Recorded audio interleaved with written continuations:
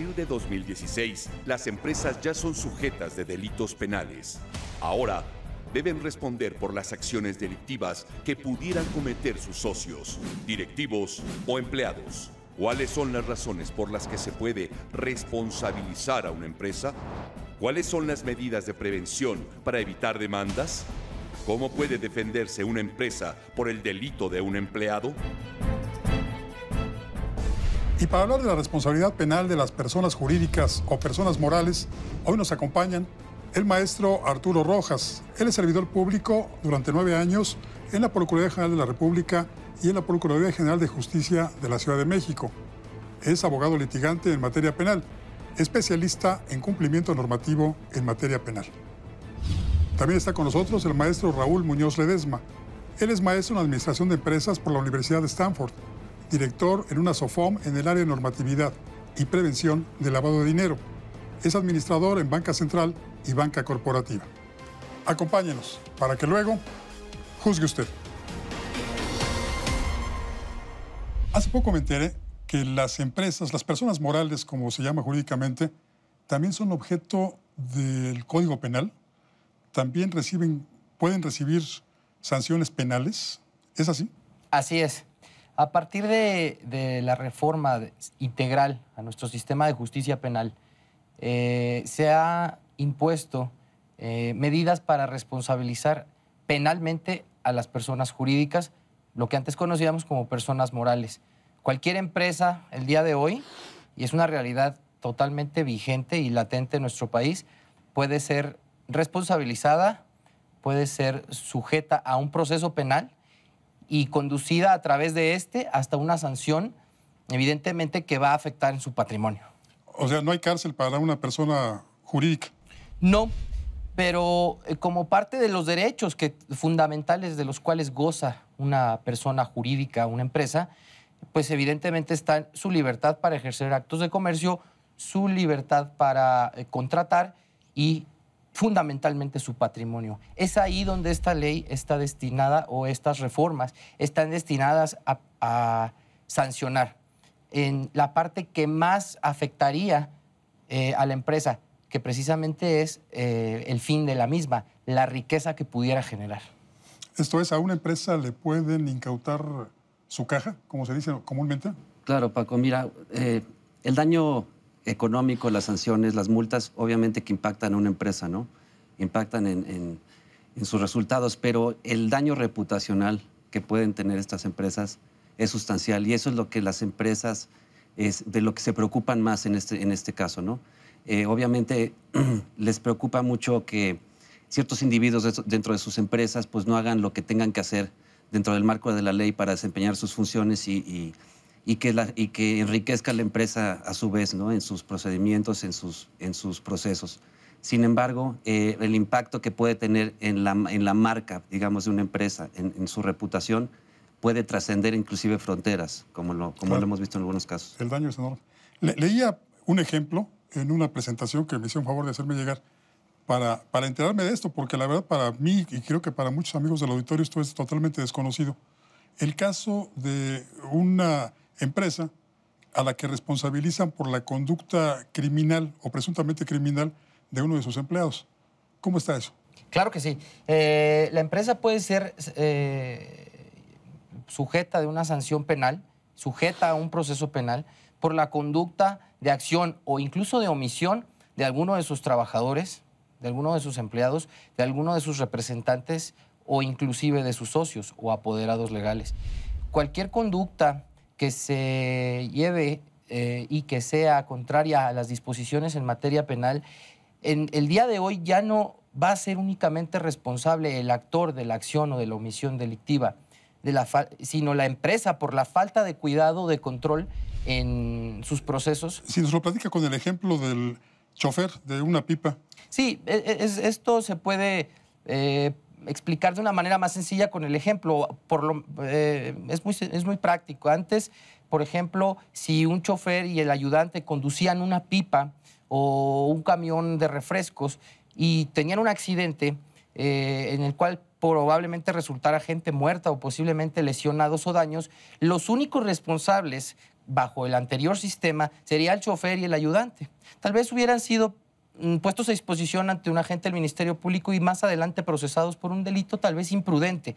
Pero hoy la empresa tendría también cierta implicación en el tema penal. ¿Por qué? Por la falta de control en sus procesos selectivos, de antidoping, tal vez de capacitación en el manejo y sobre todo, pues de mantenimiento a las unidades. Es decir, hoy la responsabilidad penal trasciende de la conducta de las personas físicas hacia el ente corporativo. ¿Y qué hacer? ¿Qué tiene que hacer una empresa para evitar ser procesada? Pues bueno, se tienen que implementar muchos controles, se tienen que establecer manuales de operación, se tienen que establecer sistemas, en el caso de la tecnología, que te doy un ejemplo, ¿no? Un empleado no puede bajar pornografía, digamos, en la computadora de la empresa porque, como dice el abogado, pues puede ser penalizada por esa conducta. Ya no se van a ir sobre el empleado, se van a ir sobre la empresa. ¿Por qué? Porque no puso firewalls, no puso controles que impidieran que el empleado llevara a cabo esa conducta, ¿no? Para una convivencia sana en el ámbito laboral, capacitación, ¿no?, a los empleados para temas de acoso sexual, entre otros temas, ¿no? Obviamente se tienen que implementar muchos controles, muchos procedimientos para que, obviamente no se puede mitigar al 100% el riesgo de que un empleado cometa una infracción, como dice el abogado, pero sí se puede probar ante un juez de que se tomaron las medidas necesarias para prevenir esa acción y bueno, y el resto pues ya es responsabilidad del individuo, ¿no? Esto redunda en la defensa de los derechos humanos al seno de la empresa, lo mismo que a un comportamiento más ético por parte de todos quienes conviven en ella, ¿no? Así es, se tienen que observar códigos de conducta, de ética. En el caso del lavado de dinero, pues tiene que haber muchos controles para que un individuo no pueda dañar a la empresa por una acción individual, digamos, en este caso, ¿no? Es a partir del nuevo sistema penal acusatorio que entran en vigor estas reformas, ¿no es así? Es correcto. Fue a partir del 2016 y es importantísimo lo que menciona el maestro, es los controles al interior de la empresa y todos estos esquemas de organización y de prevención, mitigación de riesgos penales van a influir drásticamente en el resultado del proceso hacia la empresa. Es decir, pudieran operar incluso como atenuantes o como totalmente dejar libre a la empresa, ¿no? Es decir, puede ser un argumento de defensa importantísimo contar con una eximiente que, pues en este caso sería un programa de cumplimiento normativo en el cual se observen todos los riesgos penales y se mitiguen a través de acciones como un código de ética, como un manual de procedimientos, definir los tramos de responsabilidad de cada empleado, de cada gerencia, de cada dirección general y, en fin, esto significa, en un panorama general, que la empresa tenga fundamentos éticos y de apego al derecho. O sea, hay que recurrir a un abogado para elaborar todos estos manuales y todo lo demás, a un experto en administración pública.